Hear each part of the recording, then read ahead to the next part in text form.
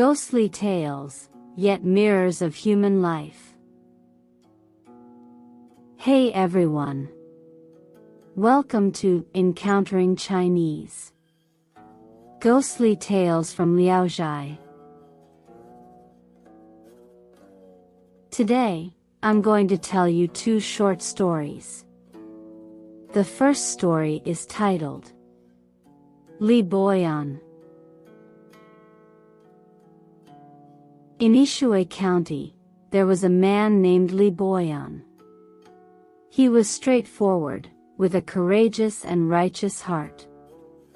One day, he suddenly fell seriously ill, and his family brought him medicine. However, he declined, saying, "My illness cannot be cured with medicine. Currently, the underworld is in need of a temporary substitute for Yama. They want me to act in that role for a while. After I pass away, please don't bury me, wait for my return."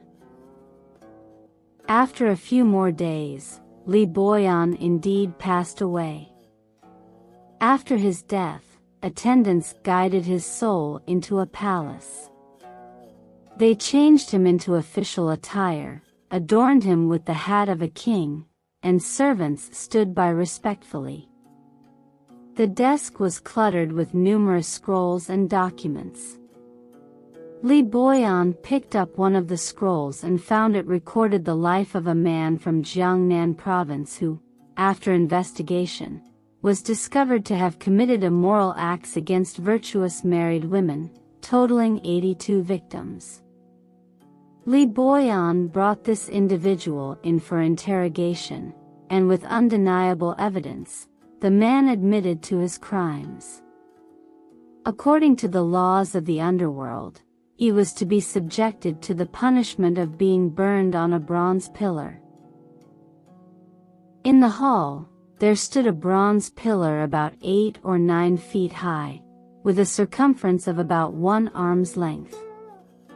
The pillar was hollow, filled with burning charcoal, both inside and out, glowing red. A group of little demons used iron scourges to drive and beat the man as he climbed the pillar, moving his hands and feet to ascend.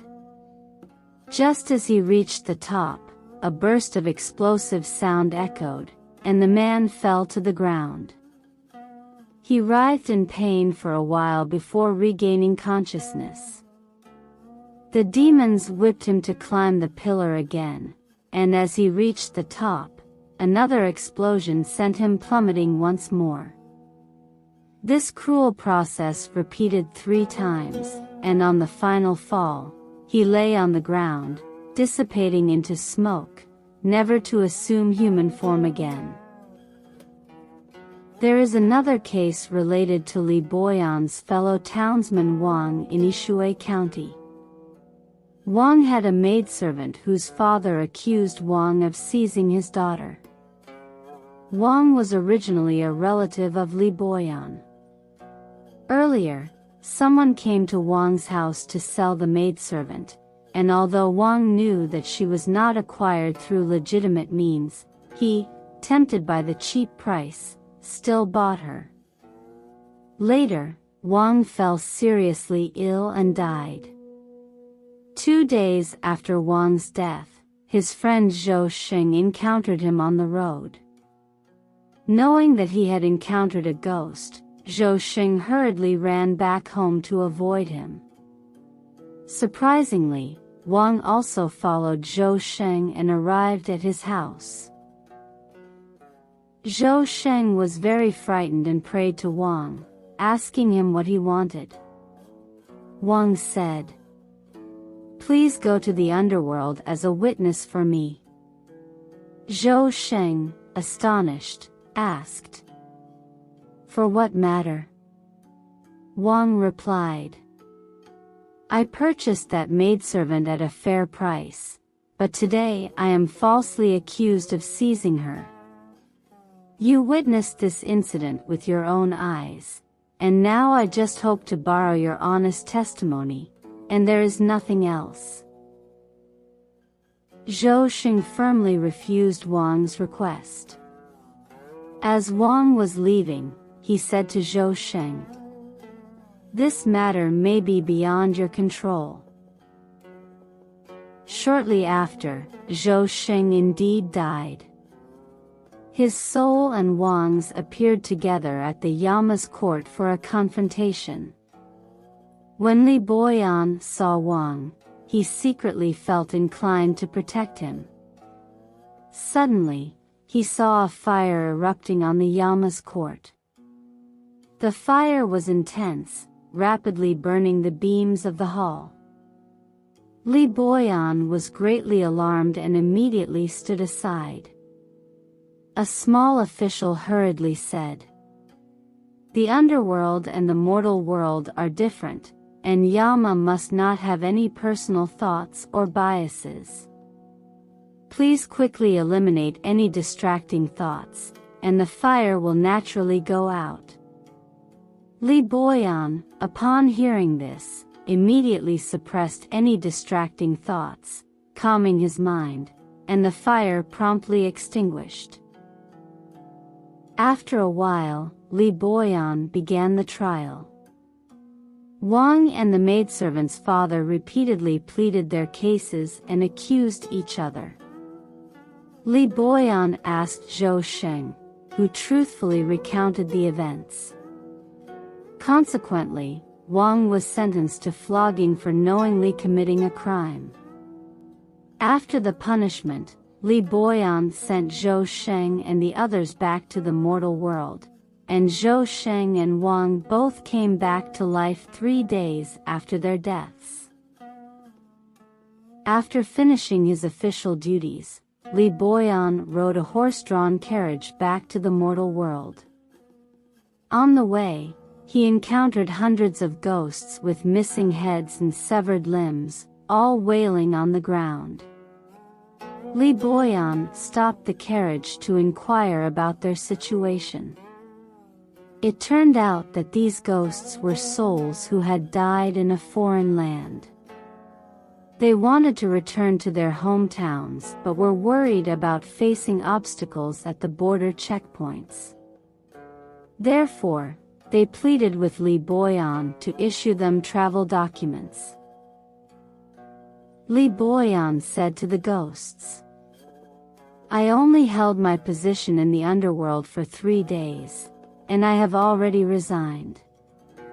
What power do I have now?" The ghosts replied, "There is a scholar named Hu in the southern village. He is about to establish a Taoist temple and recite scriptures to help redeem lost souls. Please convey our situation to him, he will assist us." Li Boyan agreed to their request. Li Boyan returned home, and his attendants and horses had also departed. Suddenly, he woke up. Hu from the southern village, who had a friendship with Li Boyan, heard about Li Boyan's miraculous resurrection and came to visit. When Li Boyan saw him, he hastily asked, "When will the Taoist temple be established?" Hu was surprised and said, "After the turmoil, my wife and children were fortunate to survive. Some time ago, my wife and I mentioned our desire to establish a Taoist temple, but we never mentioned it to anyone else." "How did you know?" Li Boyan then explained the situation to him. Hu sighed, saying, "Even the private conversations my wife and I had inside our home can spread to the underworld. This is truly astonishing." He agreed to Li Boyan's request and then left. The next day, Li Boyan visited Wang's house again and found Wang still lying on the bed, looking exhausted. When he saw Li Boyan, he quickly got up, expressing his gratitude and thanking Li Boyan for his previous protection. However, Li Boyan said, The laws of the underworld tolerate no forgiveness. Is your health improving now? Wang replied. There's nothing serious now. It's just that the wounds from the beating have festered and become ulcerated.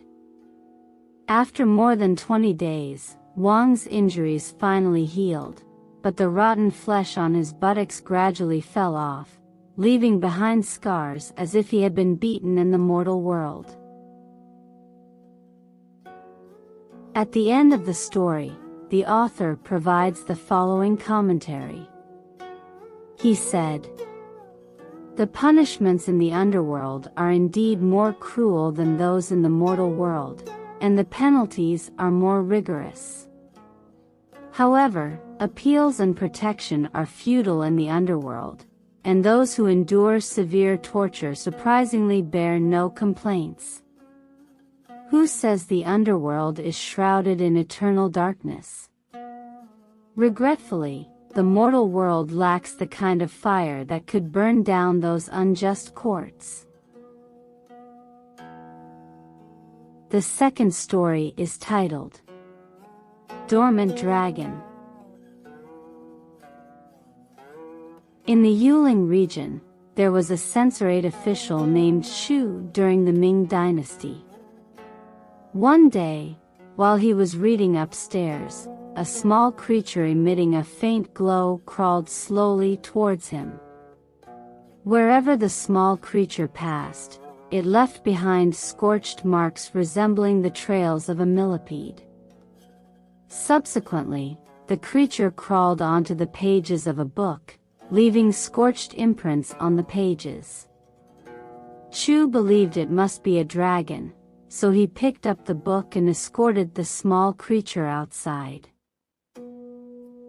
Standing outside the door for a long time, Chu noticed that the small creature remained motionless. Addressing it, Chu said, "Do you think I have been disrespectful to you?" He then brought the book back inside, placing it on the desk. After preparing himself again, Chu bowed deeply to the small creature, sending it out once more. As Chu reached the eaves, he saw the small creature suddenly raise its head, elongate its body, and swiftly fly off, emitting a chirping sound. A flash of white light accompanied its departure.